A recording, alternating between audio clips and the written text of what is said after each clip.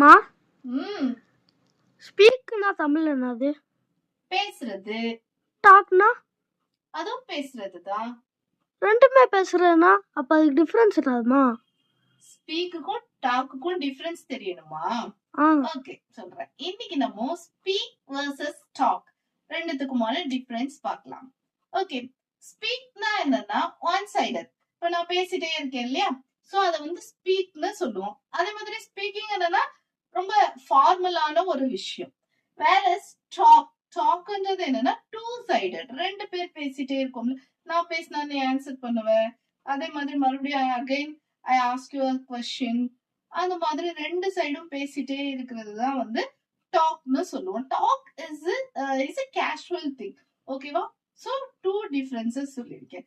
ஸ்பீக்கிங்னா one sided very formal, whereas talking is two sided very casual one. Okay, இப்போ நம்ம ரெண்டு பேரும் பேசிட்டு இருந்தோம்ல, அது ஃபார்மலா சாரி அது டாக்கிங்கா ஸ்பீக்கிங்கா சொல்லுங்க, கமெண்ட் பண்ணுங்க. Okay, bye bye. See you. Bye bye.